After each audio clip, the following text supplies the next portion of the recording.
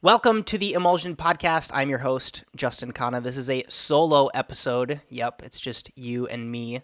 On these episodes, I chat through the facts, the news stories, the articles, and the events from the chef/restaurant world, and then I will season them, or I more literally add my personal opinion that I've garnered from the almost 10 years in fine dining restaurants all over the world to hopefully share a new perspective, dive deeper into a topic that I think a news outlet didn't do a good enough job of, and give you my takeaways to hopefully progress your life and your career.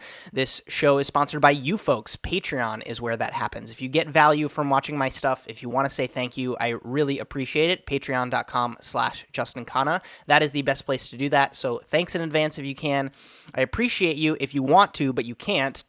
Free ways that you can actually support this show include leaving a like or a comment on this video, giving a review on iTunes, or going ahead and sharing this episode with a friend. So specifically, what's up, folks, to Jonathan Rosas, Alfredo Pena, and Dimitri Kim, the newest supporters on Patreon this week. I would say this week, but it's 2 weeks. 2 weeks I get a chance to thank the folks on Patreon. So thanks to the three of you for your support. It really, really, truly does mean the world. And those are the new folks on Patreon this week. So thank you.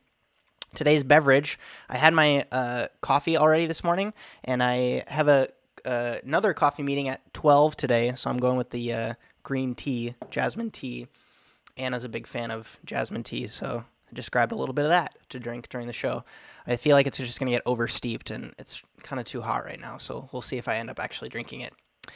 Let's do a little scene change here. There we go. Then you guys can see the articles. Hopefully that will show up. Have you folks been following along with Qua lately? We covered the story a few weeks ago, back when Matt Kirkley left and Eric Anderson came in.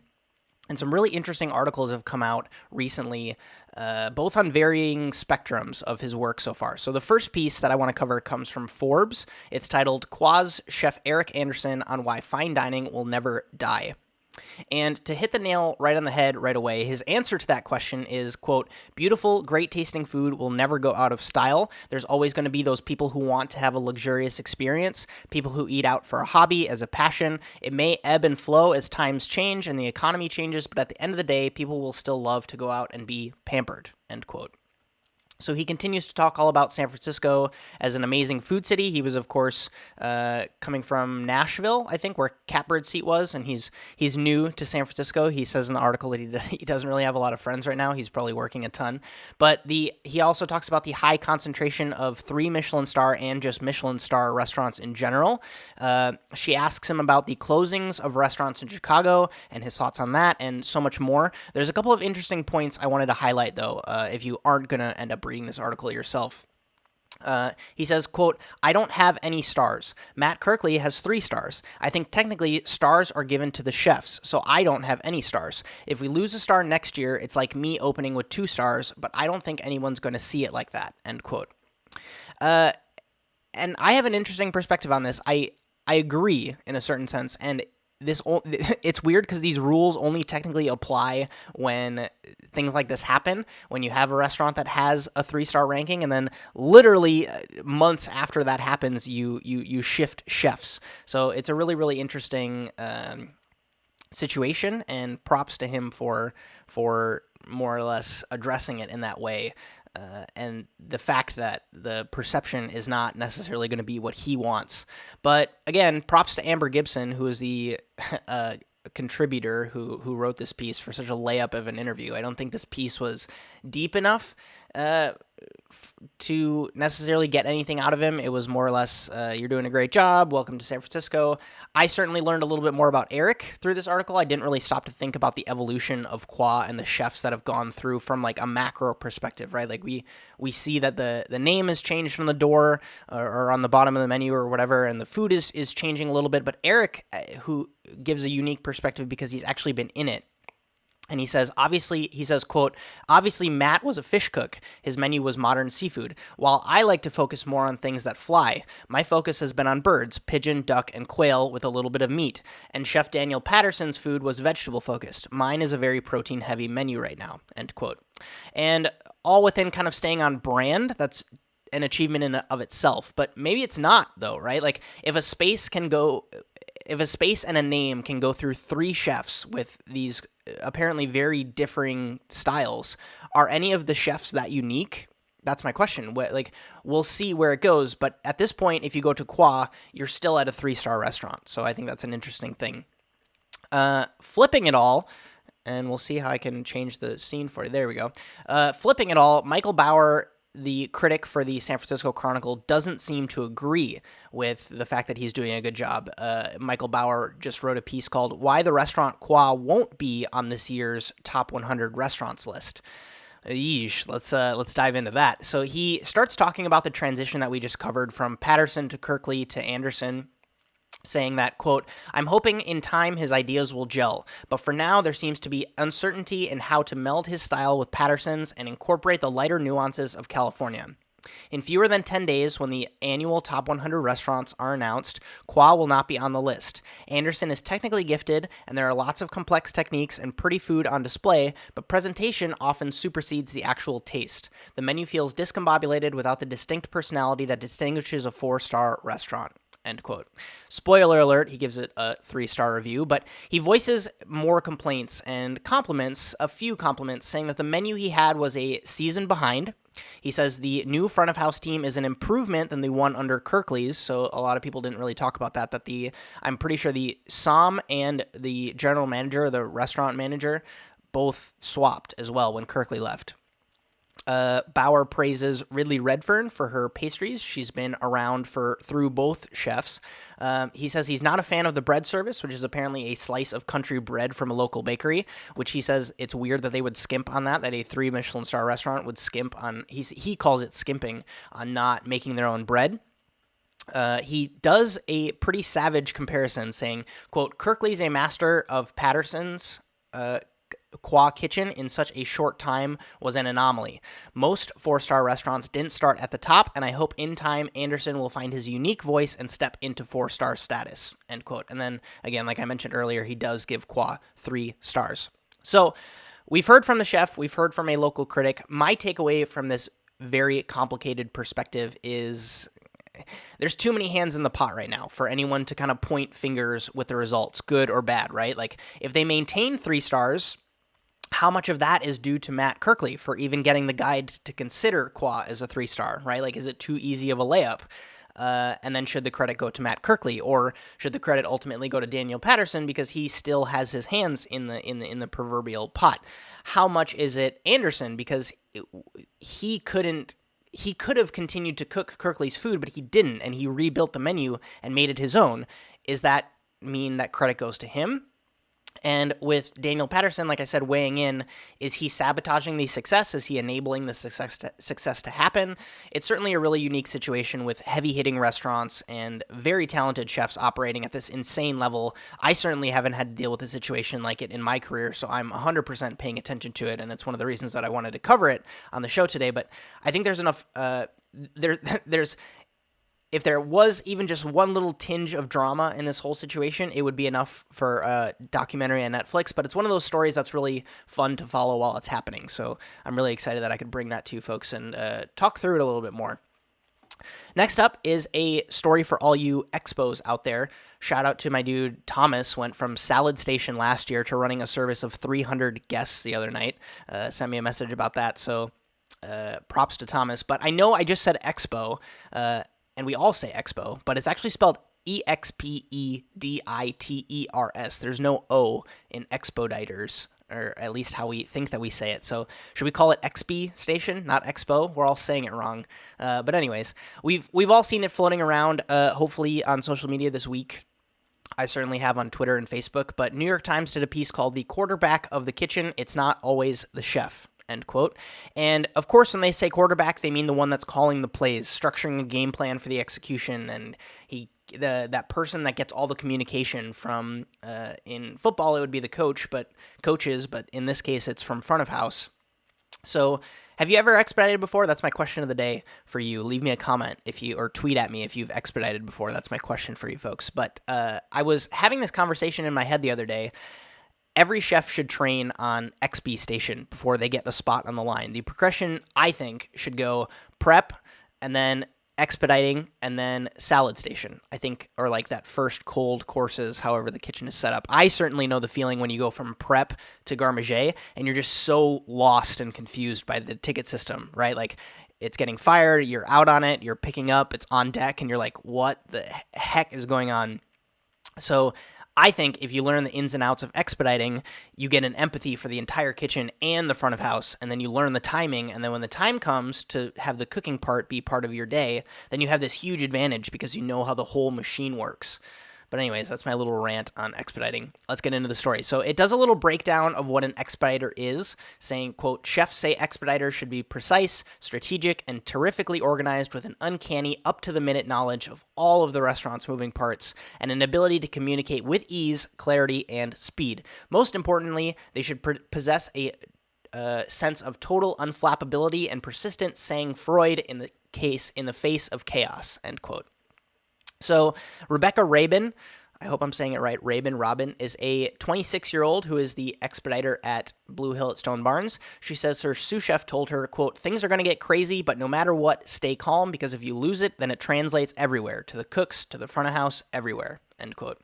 The article continues to say, quote, the expediter possesses all the information coming from the chef and the manager and fires sequences of dishes accordingly, keeping in mind exactly how long each dish will take to finish and how much each cook is already juggling. Some kitchens have multiple ticket machines, so cooks can see the orders as they come in, but they gave an example of in Momofuku Noodle Bar, who don't have tickets to reference, listen to the expediter's spoken cues. They cook blindly on trust, end quote. So if you want a few tips and tricks or want to see how other expediters do their job, control that pacing, make sure the ship stays afloat, I really, really enjoyed reading this article. It was from a really interesting perspective. It's one of those industry articles, I think, not so much catered towards the home cook reading this, but it's for us restaurant people or us people with experience in the industry. So if you want to read that, it's linked up in the show notes, as always, on justinkhanna.com/podcast.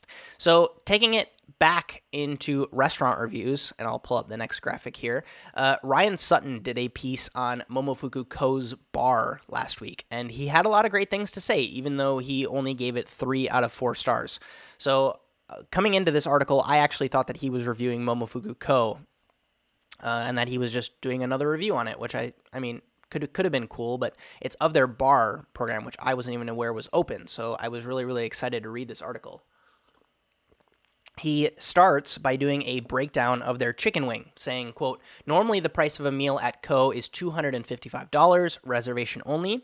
The quadruple fried wing, though, however, is only available in Ko's new a la carte bar room, where it sells for just $7, walk-ins only. And from the look of the picture that they posted, it looks like you get 2 chicken wings with 1 order, although maybe it is a $7 chicken wing. Who knows? Anyways, he goes into this weird rant about Ko itself, tasting menus in the U.S., and how, quote, once approachable tasting joints, Oscar, Brooklyn Fare, Atera, have skyrocketed into the upper stratospheres of prices, major food group pivoted from $50 set menus at Teresi Italian Specialties, rest in peace, to power spots so expensive they don't even publish the prices online. And what's replacing those more reasonable-ish venues? Nothing, really. Dinner at one of these city's dozen or so omakase joints will easily run $350 plus per person, end quote. So there's 15 seats in Momofuku Ko's bar, and it's meant to be a taste of their offerings in a sense, very similar to, if you're familiar with Per Se, they do like a salon menu. The restaurant at Meadowood also does like a bar program. When I was living in Napa, it was like $45 for like 5 or 6 canapes, and then you buy drinks on top of that. Their program here at Momofuku Ko Bar is more accessible. It's a semi-lower price point, and I say semi because 2 dishes will apparently cost you $30. There's also a $45 duck pie and a $100 caviar service for 50 grams of caviar. Sutton says that's a good deal. He also says, quote, the bar might not be the 4-star side of Ko. Service can be a touch uneven here, but the fact that the walk-in half of the restaurant is the most exciting half suggests that Chang and Gray remain committed to Momofuku's iconoclastic accessible roots. Rock on, end quote. So, I mean, overall, it's a good piece, don't get me wrong. I appreciated his deep dive and the fact that he highlights them as a place, but For me, as someone who's been talking about Sutton's reviews for a good part of 2 years now on the show here, he is a definitely hard nut to crack, right? Like, he wants affordable menus, but he also wants stellar and personal service. And he wants caviar and foie and wagyu, but he points his nose up when he has to pay a premium for it, right? Like, he gets such joy out of knocking a restaurant for charging a price that seems ridiculous. In my opinion, without giving enough credit to the product that's actually being provided to him. He wants approachable food, but he also wants to give praise to people that push the boundaries and promote creativity. But then he's really quick to knock a restaurant for charging a high price because people rally behind that. I've had it on my This Place Called videos where people are like, why would you pay that much for a meal? And it gets people angry when they see food for $100 plus or $200 or $300, $400. Like, my question as someone who has experience in these kitchens that he's critiquing is, who do you think you are, right? Like, how are these kitchens going to pay for that? Pay for their people, pay to source great product, right? Like, it's such a weird dichotomy, and it doesn't make sense. Like, if you're going to ask your customers, do you want to pay less for the same experience? Everyone is going to say yes. No one is enjoying paying more for the same thing, right? Like, it's a bad thing to be championing. And I'm not saying everyone should just put caviar on their menu and do a 400% markup on it, right? Like, it seems like Sutton is that friend who has a great experience, but at the end, when you ask him about it, he's like, yeah, it was amazing, but it could have been cheaper. Right? Like, it just shows a complete lack of understanding of how the economics of a restaurant actually work. And it's really important to talk about, I think, because he sits in this really unique position of being a few levels above the foodies and the bloggers and the Instagram influencers with his ability to write for Eater, but then he's not really like at the level of New York Times or Michelin or Food and Wine where the more educated population reads. To me, he's writing for the BuzzFeed demographic. It's very vanilla, and I get it. That's his market, but I would just urge him to be careful, right? Like, all chefs want to charge less for their food. I mean, you know what I mean. When I say all chefs, there's a huge majority of chefs who will go bankrupt because they don't want to charge the prices that need to be charged for the business to actually be profitable. And if you're a chef and you're seeing this article and you're listening to this story, I would implore you to charge what you think it's worth and plant your feet behind it firm. Like, if you aren't charging for the salmon, like, my perspective is, if you technically aren't charging for the salmon. You aren't charging for the cost of that salmon. You're charging for the 7, 8, 9 years of your experience that you put into the dish that you're preparing. You're charging for your rent in the beautiful space or the beautiful neighborhood that you've created. You're charging for the rock star front of house staff that you're cultivated. You're charging for the plates from that dope artist that you commissioned, and you're charging for the raise that you just gave your dishwasher, right? Like, don't let this guy devalue you and what you're doing. But on the flip side, if you're charging an arm and a leg for a mediocre product, I would say it's only a matter of time before Ryan Sutton calls you out for it. Do you feel me? So I didn't even plan on this. This is a funny transition, perfect segue into our next story. Whitney Falloon over at Eater published a piece called 7 out of 10 Americans Want a Higher Minimum Wage, even if it means higher menu prices. So I would give it a read if you want some poll results. It's not the most stimulating read, but I wanted to cover it because we've gotten to this really interesting place in the industry where people are more expensive than the product. And because people are getting more expensive, the product is going to become more expensive as well. Does that make sense? Because the product people are going to have to pay their people more to create that product. And $10 minimum wage is going to be the new norm soon. And where I'm at in Seattle personally, it's already at $15 an hour. And for example, I'm looking for servers for this new project that I have going on, and that's the rate we're hiring at, is $15 an hour. And to me, that's insane because just maybe 7 or 8 years ago, $7.75 an hour was my first rate at my first job. So this is literally double that. And given that was in a small town in Wisconsin and this is in Seattle. But back to my other point from the previous story, if you ask people, like, do you think we should pay people more money? And if you're getting asked that question and you aren't a part of that business and that decision doesn't affect you financially, of course the answer is going to be yes, right? Like, who's going to say, like, no, I don't think you should pay people more money? And especially here in Seattle, there's countless restaurants in the city that charge like $16 for an appetizer, and then they tack on a 20% service charge on top of that. And then it's like you're at almost like an 18% food cost because the rent and the labor is so expensive. That's why you have to charge so much.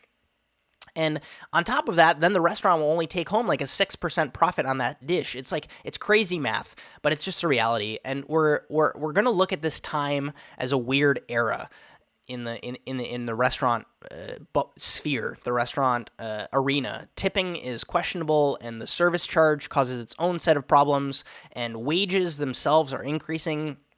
But to me, we have to go through this rough patch to come out the other side as kind of a better collective, where we're like, we understand, we tried the service charge thing, we tried tipping, we tried taking away tipping and just doing service included.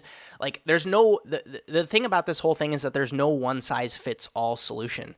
And it's 100% something I'm paying attention to, because I want you folks to be aware of it as well. I will end from this quote from the article saying, quote, "A majority of those surveyed, 62%, say that they have more confidence in small local restaurants than they do in large groups like the National Restaurant Association. And while low-income food service workers are fighting for an extra $3 to $5 per hour, the NRA's CEO earns more than $1,800 per hour," end quote. So I'd like to leave you with that little bit to make yourself feel great after hearing that figure. Next up, and in be careful when you open your own restaurant news, Jose Garces is in the news because he's in trouble. Crazy legal issues are staring down the chef because of financial fraud charges. The article says, quote, "Reports in recent days chronicle a rash of litigation that he's facing from suppliers and investors who accuse him of essentially running a hospitality-focused Ponzi scheme," end quote. So in very, very, very simplified terms, and if you want to read more about it, you should check out the show notes on this article. This is how it goes. And again, very summarized. You're Chef Jose Garces, right? You need money for your restaurant. You approach some investors and get, in his case, $2.5 million. Then you go to a bank or another investor and get a couple million as a line of credit to pay off those debts to that first investor. And that'll basically, quote unquote, prove that you're a good businessman. Because it's like, hey, I paid off my debts. And then he would circle back and ask for more money.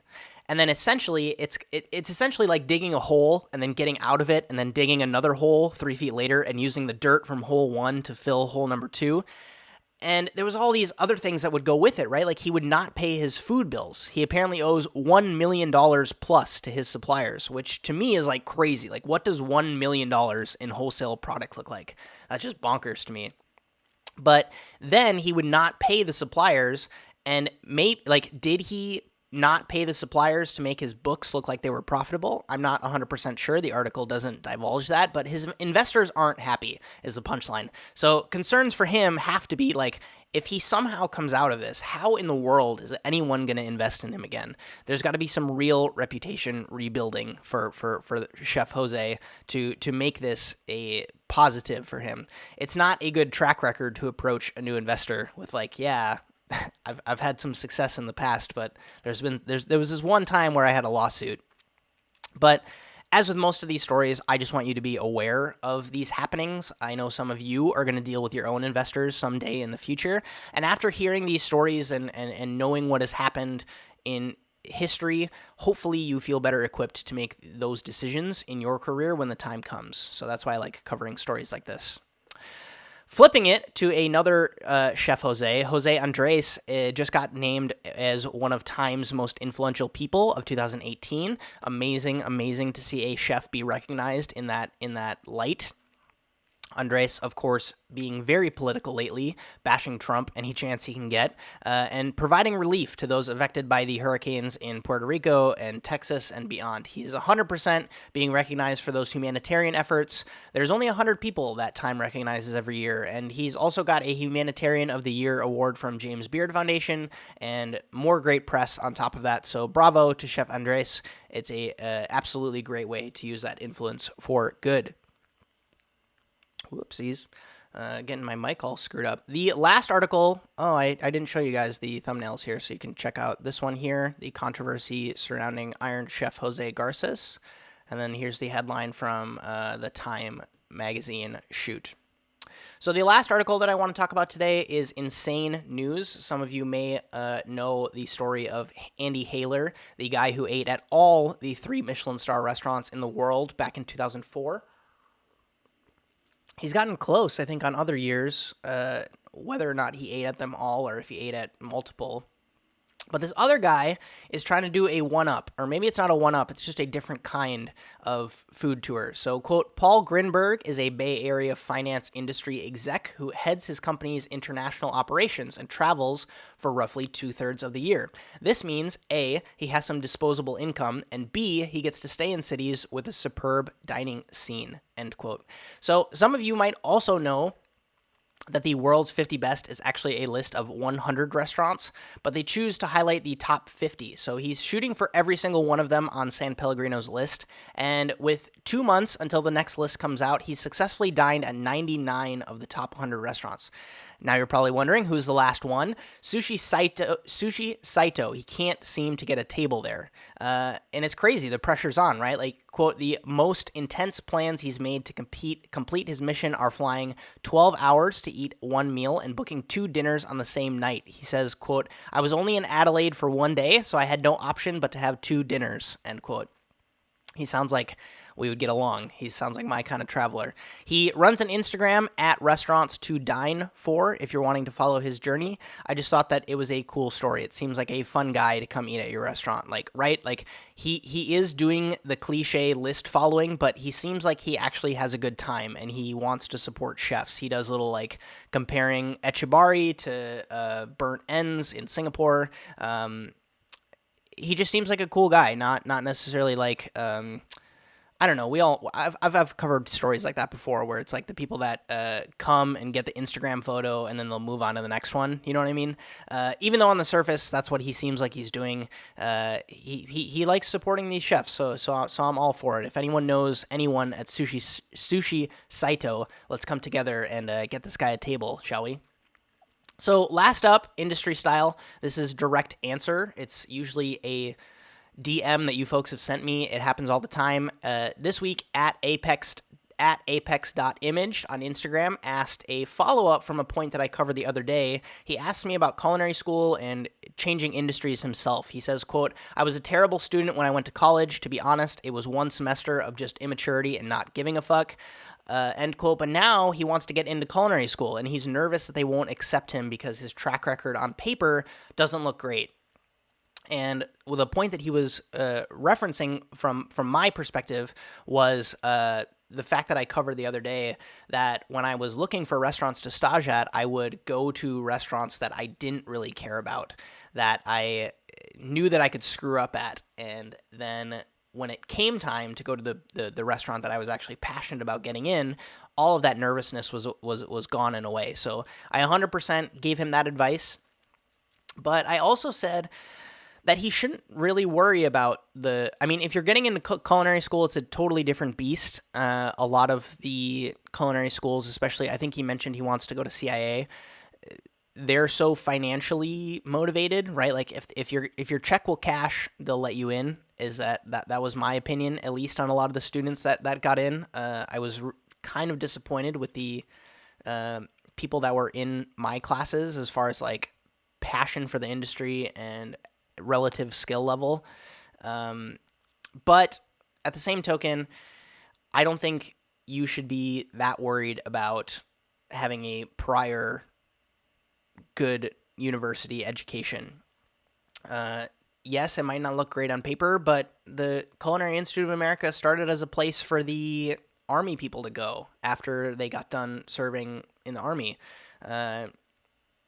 That's their specialty, is taking people from one industry and converting them to another industry. That's what the school was founded on. So I wouldn't be too worried about it. Again, ask yourself, what do you need culinary school for? I know that he's mentioned to me that he wants to have the credibility, to have that on his resume. But again, if you're able to get into these restaurants and that's where your ambitions are, that's where you need to go. I'm going to help him as much as I can. especially because I have a little bit of experience at CIA. I'm always happy to get DMs from you folks and answer questions if I have some free time available, especially if it gives me something where I can answer it here on the show and give you a more direct answer. That will hopefully help more of you. Again, if you guys do send me a DM and you get featured in direct answer, I will always do it with your discretion. I won't be sharing conversations we have without giving you a heads up first. If you want to go deeper or talk through your ambitions or progress your career or get that raise at work, or you're wanting to build a personal brand or host pop-ups of your own, I just started offering one-on-one coaching. If that's something that you want to explore, check out justinkhanna.com/coaching. It definitely allows me to go way deeper than just kind of a back and forth message with you folks and really provide some value and help you make your next move. So check that out if you're interested. In our non-industry story of the week, I promise it's not going to be a movie this time. I've been really covering the movies lately. This might freak some of you out, and it might make some of you really happy. I just found a game all about cooking. It is called Overcooked. It's for the Nintendo Switch. If any of you have played it, you guys should give me a heads up. But I just Amazoned a copy to my house. It arrives today. Stay tuned on Twitch because I'm wanting to play it on Twitch. It's essentially a little problem-solving game, but you have to communicate with the other people playing with you. So it's like a real kitchen. You have to like bang out orders and time your pickups and cook video game food. So I'm really looking forward to streaming that on Twitch. I was playing with the idea of gaming a little bit on Twitch, but the idea is that I want to start inviting some chefs over to play the game, whether it's podcast guests or other chefs that I just normally hang out with. If you're in Seattle and you want to come over and play Overcooked with me on the Nintendo Switch, I am 100% going to do that after I spend a few days with it and become a rock star at it, so I can just destroy anyone that comes to my place, because it's just how competitive I am. But yeah, that's my non-industry story. Overcooked is my new obsession. So I'm going to get into that, and hopefully you guys can look forward to watching it on Twitch. So that'll do it for this week's show and episode 62. If you have stories you want covered next week, definitely shoot them to me on Twitter and hashtag the Emulsion so I can find them. If you have questions for my upcoming guests, check out that schedule and get suggestions for new guests by visiting justinkhanna.com/podcast. If you enjoyed the show and you want to support future episodes, head over to patreon.com/JustinKhanna, and you can support my content for as little as $1 a month. Thank you so much in advance if you already do so. Subscribe and follow if you aren't already. Definitely leave a thumbs up on this video or consider leaving a review on iTunes. If you listen there, that helps get the show out to more people. So regardless of where you are, I really, really appreciate your ears. So thank you. Thank you so much. My name is Justin Khanna. Have a good one.